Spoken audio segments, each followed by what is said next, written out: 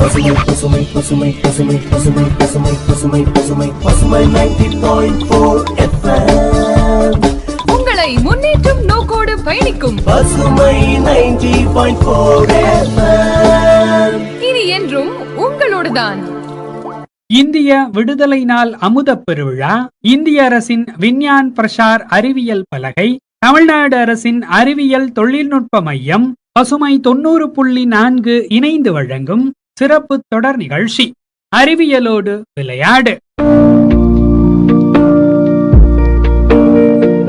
இது அறிவியல் உண்மைகளை எடுத்துக் கூறும் சிறப்பு தொடர் நிகழ்ச்சி. அத்தியாயம் 24. நிகழ்ச்சியில் உங்களோடு கவிவலவன். வணக்கம் நேயர்களே, நீங்க கேட்டுட்டு இருக்கிறது பசுமை சமுதாய வானொலி 90.4, உங்கள் முன்னேற்றத்திற்கான வானொலி.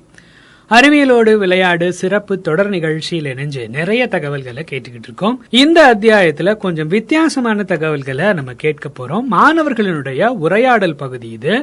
ஒவ்வொருத்தரும் அறிவியலை பத்தின அவர்களுடைய பார்வை எப்படி இருக்கு அப்படிங்கறத பகிர்ந்துக்க போறாங்க. அறிவியல் அப்படிங்கிறது வெறுமனே ஒரு டிபார்ட்மெண்ட் மட்டும் இல்ல, இது ஏகப்பட்ட பிரான்ச்சஸோட இருக்கக்கூடிய ஒரு பஞ்ச் ஆஃப் கீ மாதிரியான ஒரு டிபார்ட்மெண்ட். இதுக்குள்ள இருக்கக்கூடிய விஷயங்களையும் மாணவர்கள் அறிவியல் அப்படின்னா என்ன மாதிரியான ஒரு பார்வையை வச்சிருக்கிறாங்க அப்படிங்கறதையும் நம்ம கேட்டு தெரிஞ்சுக்க போறோம். நம்ம கூட பேசுறதுக்காக நிறைய மாணவ மாணவியர் வந்திருக்கிறாங்க. இந்த நிகழ்ச்சியில தொடர்ச்சியா அதெல்லாம் கேட்டு தெரிஞ்சுக்கலாம். என்னோட பேர் லரின் ரொட்ரிக்ஸ். நான் செகண்ட் எம்எஸ்சி மேக்ஸ் திருஹிருதய கலை அறிவியல் கல்லூரியில படித்துட்டு இருக்கேன். நான் இப்ப பேச போறது science. Maths queen of science சொல்லுவாங்க. சோ நான் மேக்ஸ பத்தி உங்ககிட்ட கொஞ்சம் சொல்ல போறேன். நம்ம எங்கெங்க மேக்ஸை யூஸ் பண்றோம், நம்ம எப்படி எல்லாம் நமக்கே தெரியாத நம்ம டெய்லி யூஸ் பண்ணிக்கிட்டு இருக்கோம் மேக்ஸ் எல்லாம். இப்ப நம்ம ரோட்ல போறப்ப நிறைய டவரை பாக்குறோம். அந்த டவர்ல இதோட ஹைட் எவ்வளவு இருக்கும், இது இவ்வளோ ஹைட்டா இருக்குதே அப்படின்னு நம்ம நிறைய பேர் யோசிப்போம். ஆமா, ஒரு பெரிய டேப் செஞ்சு அதுல இருந்து அளந்துட்டா தெரிஞ்சிட போகுது. அதுக்குதான் சார் அதுல ட்ரிக்னாமெட்ரி நம்ம யூஸ் பண்றோம் சார். அதோட ஹைட்டை கண்டுபிடிக்கிறதுக்காக நம்ம மேக்ஸ்ல இருக்க டேர்ம் ட்ரிக்னாமெட்ரி நமக்கு யூஸ் ஆகுது சார். அடுத்து பார்த்தோம் அப்படின்னா ஏன் ஈவன் இந்த வேர்ல்டு மேப் இருக்குல்ல, அந்த உலகமே ஒரு உருண்டை தான். அது ஸ்பெரிக்கல் ஷேப்னு நம்ம சொல்லுவோம் மேக்ஸ் டேர்ம்ல. அப்போ மேக்ஸ் உலகம் உருண்டை, அந்த உருண்டையை மேக்ஸ் டேர்ம்ல ஸ்பெரிக்கல் ஷேப்னு நம்ம சொல்றோம். அதே மாதிரி நம்ம மக்கள் தொகையை கணக்கிடுறதுல இருந்து எல்லாத்துக்குமே நம்ம மேக்ஸ் யூஸ் பண்றோம். அது மக்கள் தொகை இத்தனை பேர் இருக்காங்க அப்படின்னா அதுலயுமே மேக்ஸ் தான் யூஸ் ஆகுது. ஏன் நம்ம விவசாயத்துல நிறைய விவசாயம் பண்றோம். ஆனா இஸ்ரேல் நாடு தான் விவசாயத்துல முதல் நிலை நாடா இருக்கு. இஸ்ரேல் நம்ம நாட்டை கம்பேர் பண்றப்ப ரொம்ப சின்ன நாடு தான், நம்ம ஆனா பெரிய நாடு. ஏன் நம்ம அப்படி இல்லை அப்படின்னா அவங்க டெய்லி அந்த ஒரு செடிக்கு தேவையான தண்ணி 500 மில்லி தான் குடுக்கறாங்க. ஆனா நம்ம அப்படி இல்ல, திறந்து விட்டோன்னே எல்லாமே செடிக்கு போகட்டும் அப்படின்னு சொல்லிட்டு எல்லாத்தையும் நம்ம தண்ணியை திறந்து விட்டுறோம். அதுலயே நம்ம தண்ணி நிறைய வேஸ்டும் கூட பண்றோம்.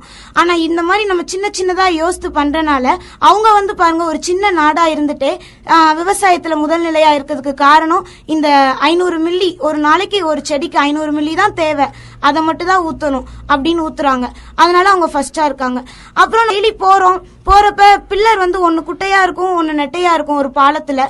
அப்ப இது எப்படிடா இது குட்டையா இருக்கே அப்படி, ஒன்னு குட்டையா இருக்கு இன்னொன்னு நெட்டையா இருக்கு அப்படின்னு யோசிக்கிறோம், ஒரு பில்லர் குட்டையா இருக்குன்னு. ஆனா நம்ம அதுல அது ஆங்கிள் வச்சுதான் யூஸ் பண்றாங்க. இங்க ஃபர்ஸ்ட் ஹைட்டா இருக்கும், அடுத்து குட்டையா இருக்கிறப்ப ஒரு கார் மேல போகுதுன்னா அது இந்த இடத்துல இருந்து இந்த இடத்துக்கு வர்றதுக்கு அது ஆங்கிளை மெஷர் பண்ணி ட்ரிக்னாமெட்ரி இந்த இடத்துல யூஸ் ஆகுது. நம்ம டெய்லி நிறைய ஹாஸ்பிட்டலுக்கு போறோம், ஹாஸ்பிட்டல்ல எம்ஆர்ஐ ஸ்கேன் எடுக்கிறாங்க. நமக்கு நம்ம என்ன நினைக்கிறோம், இது எப்படிடா எடுக்குது, நம்ம மண்டை மூளை ஃபுல்லா அப்படியே வந்துருதே, ஃபுல் ஃபேஸ் அப்படியே வந்துருதே அப்படின்னு நம்ம நினைக்கிறோம். அப்போ அதுக்கு ஃபர்ஸ்ட் எடுக்கிறது 2 டைமென்ஷனல்னு சொல்லுவோம். 2Dல அந்த பிக்சர்ஸ் எல்லாம் எடுக்குது. ஃபர்ஸ்ட் அந்த 2Dல எடுக்கிற பிக்சர்ஸ 3Dக்கு கன்வெர்ட் பண்ணுது. அப்ப இந்த இடத்துல மேக்ஸ்ல ரேடான் டிரான்ஸ்ஃபார்ம் மூலமா யூஸ் பண்ணி தான் அதை கன்வெர்ட் பண்றாங்க. அப்புறம் நம்ம டெய்லி செல்போன் யூஸ் பண்றோம். ஏன் செல்போன் யூஸ் பண்றப்ப நம்ம எப்படி இங்க இருந்து இன்னொருத்தவங்களுக்கு கால் பண்றப்ப கனெக்ட் ஆகுறப்ப ரிங் போகுதுன்னு யாருக்காவது யோசிச்சிருக்கீங்களா? அது ஏன் அப்படின்னா குவிங் தியரி. ரிங் போகுதுன்னு யோசிச்சது இல்ல, எப்படா டவர் கிடைக்கும் வேணா யோசிச்சிருக்கேன். அந்த ரிங் போகிறதுக்கு வந்து காரணம் என்னன்னா குயிங் தியரி சார். குயிங் தியரியில வந்து இப்ப இங்க இருந்து இன்னொருத்தவங்களுக்கு கனெக்ட் பண்றதுக்கு நெட்வொர்க் ஆபரேட்டர் யூஸ் பண்றாங்க. அந்த நெட்வொர்க் ஆபரேட்டர் அவங்க இங்க இருந்து இன்னொருத்தவங்களுக்கு கனெக்ட் பண்ண எடுத்துக்கக்கூடிய டைம்ல தான் நமக்கு அந்த ரிங் போகுது. அதே மாதிரி நம்ம இப்ப ஆன்லைன்ல எல்லாம் டக்குன்னு சர்ச் பண்ணோன்னே எல்லாமே கிடைச்சிருது. அது எப்படி சீக்கிரமா வந்துருது அப்படின்னு நீங்க யோசிக்கலாம். நெட் ஸ்பீடு தான், வேற என்ன? நெட் ஸ்பீட்லாம் இல்ல சார். அதுல வந்து பிரிச்சு கொடுத்துருவாங்க, ஒவ்வொருத்தருக்கும் இந்தந்த வேலை அப்படின்னு பிரிச்சு கொடுத்துறாங்க. பிரிச்சு கொடுத்துறப்ப நமக்கு அந்த வேலை இப்ப இந்த ஃபைலா இது இவங்க பாத்துறணும் அப்படின்னு ஒவ்வொருத்தருக்கும் பிரிச்சு கொடுக்கறப்ப நமக்கு அந்த வேலை ஈஸியா ஆயிருது. அதனால இதுல குவிங் தியரி தான் முக்கிய பங்கு வகிக்குது. இந்த குவிங் தியரி கான்செப்ட் அந்த நெட்வொர்க் ஆபரேட்டர் ஒவ்வொருத்தருக்கும் அந்த ஃபைல பிரிச்சு பிரிச்சு கொடுத்துறப்ப இப்ப இவங்ககிட்ட இருந்து இவங்ககிட்ட டக்குன்னு கனெக்ட் ஆகும். அடுத்து அவங்க வேலையை பார்ப்பாங்க. அப்ப இதனாலதான் நமக்கு நெட் வந்து ஸ்பீடா கிடைக்குது. இதே மாதிரி நம்ம காலையில எந்திக்கிறதுல இருந்து நைட்டு தூங்குற வரைக்கும் நம்மளால டைம் இல்லைன்னா ஒண்ணுமே பண்ண முடியாது.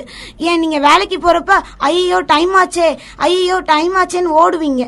அப்ப இதுக்கும் மேக்ஸ் யூஸ் ஆகுது, டைம் யூஸ் ஆகுது.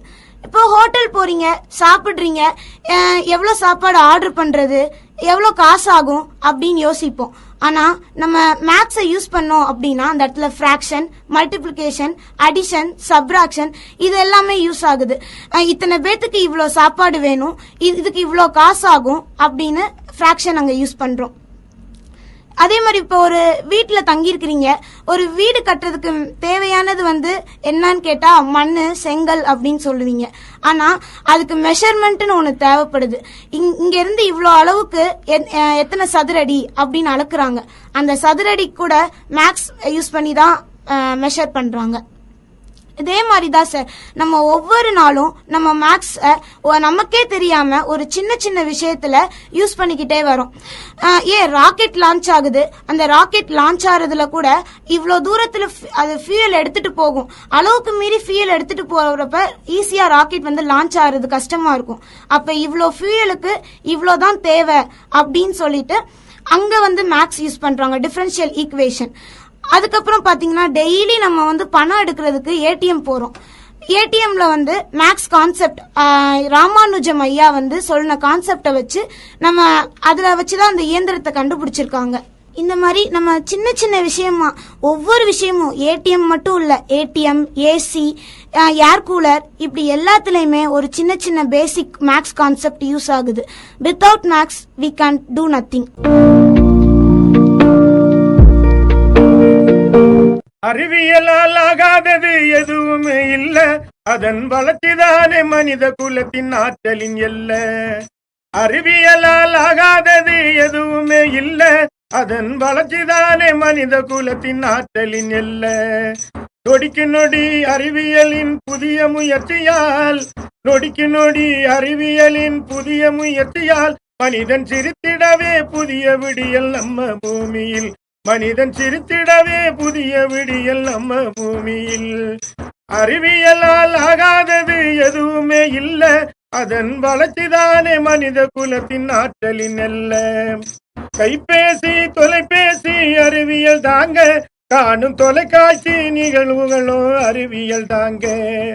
கைபேசி, தொலைபேசி அறிவியல் தாங்க, காணும் தொலைக்காட்சி நிகழ்வுகளும் அறிவியல் தாங்க. இன்டர்நெட், இமெயிலும் அறிவியல் தாங்க, இன்டர்நெட், இமெயிலும் அறிவியல் தாங்க. இனிய பயணம் தரும் வாகனமும் அறிவியல் தாங்க, இனிய பயணம் தரும் வாகனமும் அறிவியல் தாங்க. அறிவியலால் ஆகாதது எதுவுமே இல்ல, அதன் வளர்ச்சிதானே மனித குலத்தின் ஆற்றலின் எல்ல. மொழிபெயர்க்கும் இயந்திரமும் அறிவியல் தாங்க, நம் விழிகாட்டும் மருத்துவமும் அறிவியல் தாங்க.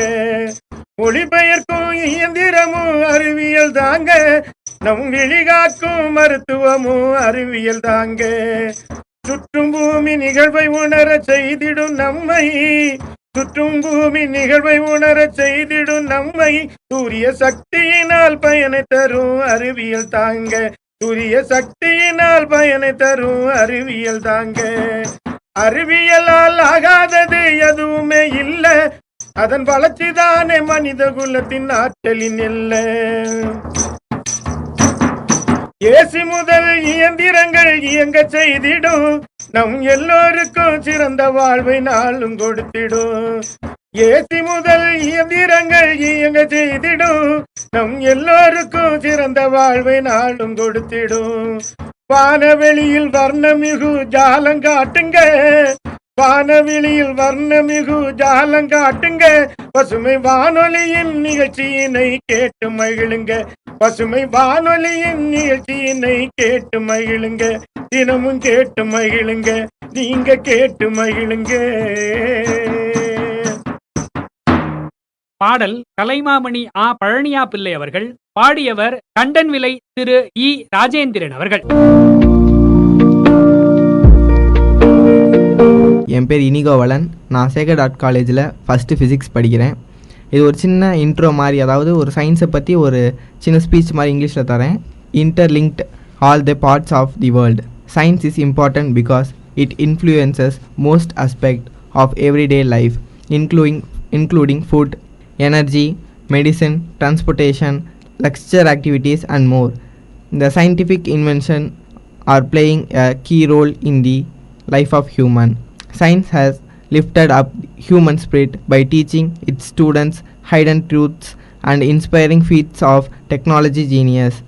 All the tools that we use to enjoy a high standard of living are more products of various technology, which in turn are based on the knowledge and application of science.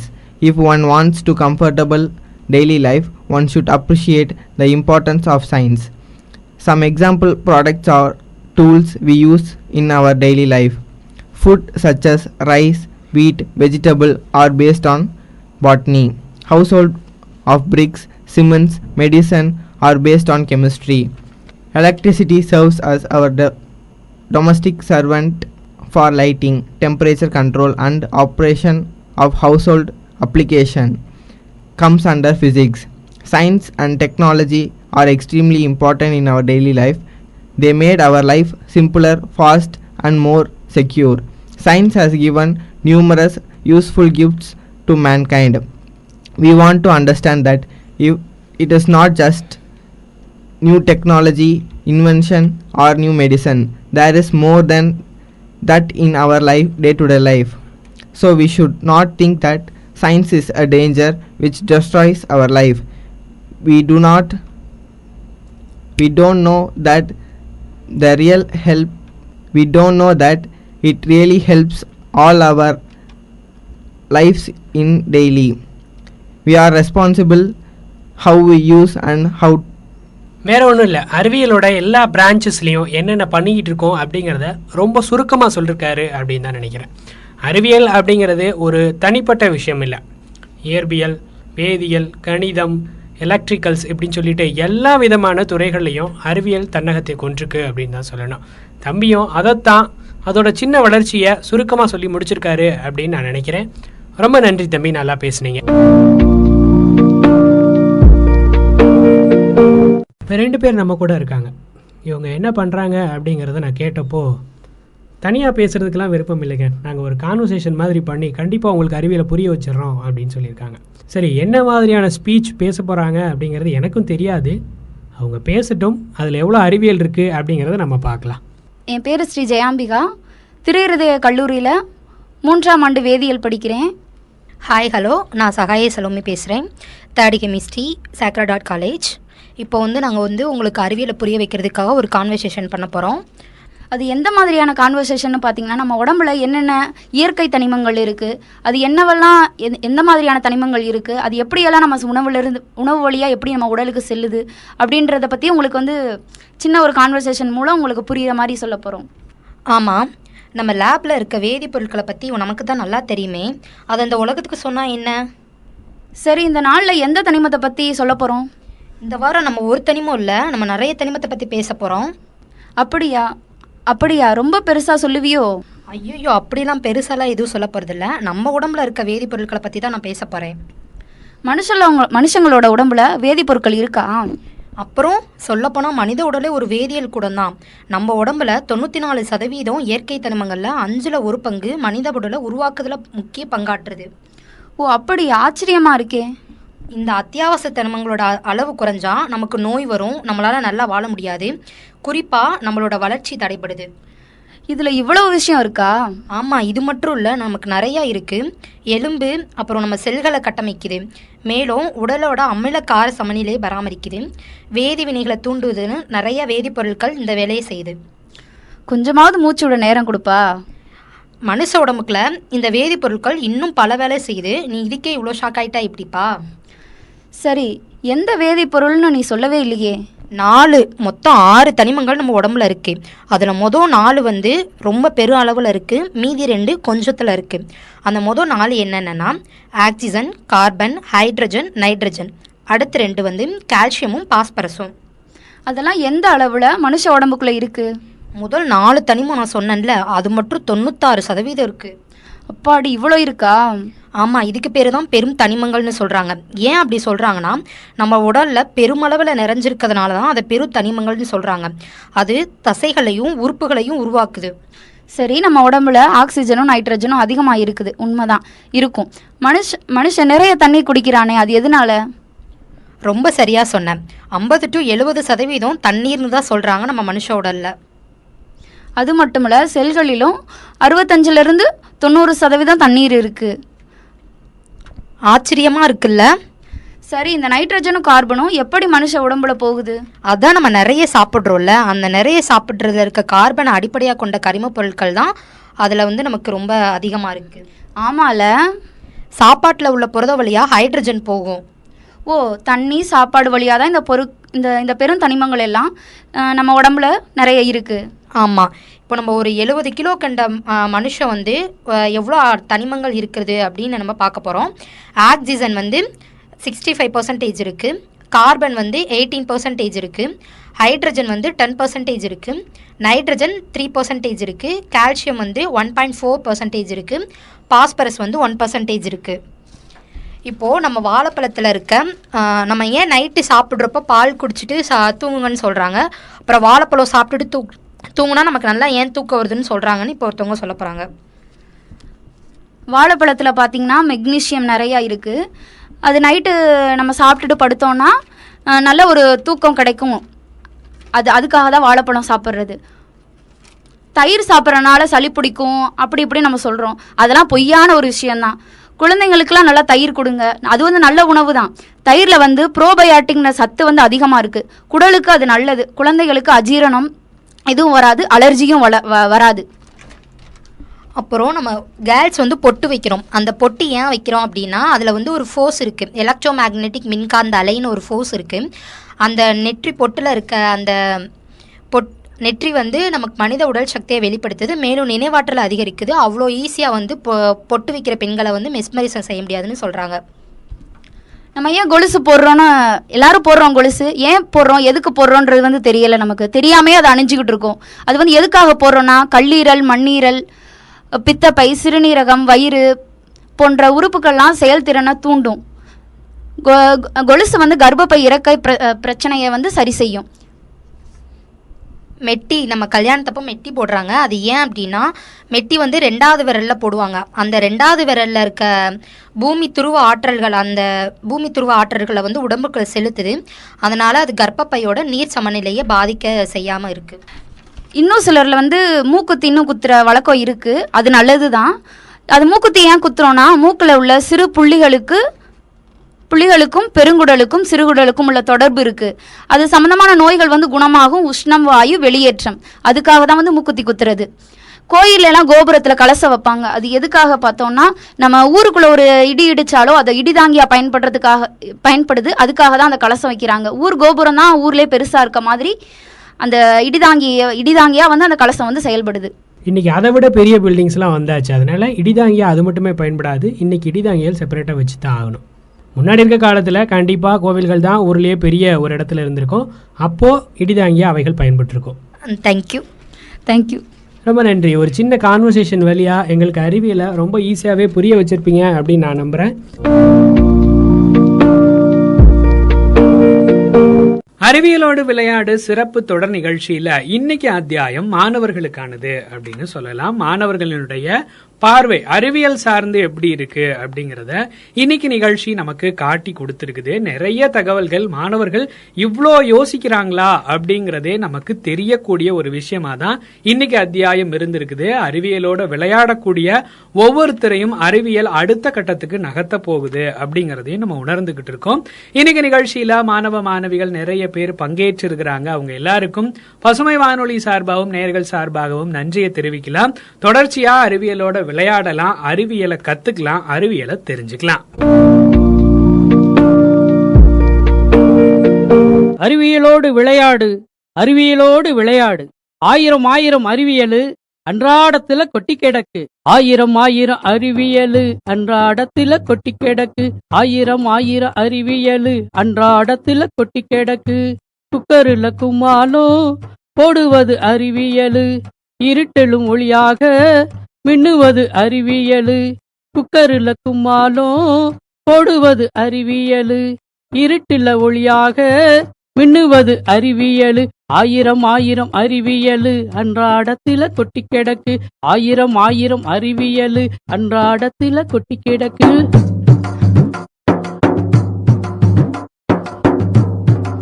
அணுவ பிளந்துதான் ஆராய்ச்சி செய்திடுவோம். அண்டம் முழுவதுமே அளந்து மகிழ்ந்திடுவோம். அணுவ பிளந்துதான் ஆராய்ச்சி செய்திடுவோம். அண்டம் முழுவதுமே அளந்து மகிழ்ந்திடுவோம். கணினியில் கல்வியுமே கற்றுத்தரும் அறிவியலே. கைபேசி முகநூலில் கருத்தாக்கம் அறிவியலே. கணினியில் கல்வியுமே கற்றுத்தரும் அறிவியலே. கைபேசி முகநூலில் கருத்தாக்கம் அறிவியலு. ஆயிரம் ஆயிரம் அறிவியலு அன்றாடத்துல கொட்டி கிடக்கு. ஆயிரம் ஆயிரம் அறிவியலு அன்றாடத்துல கொட்டி கிடக்கு.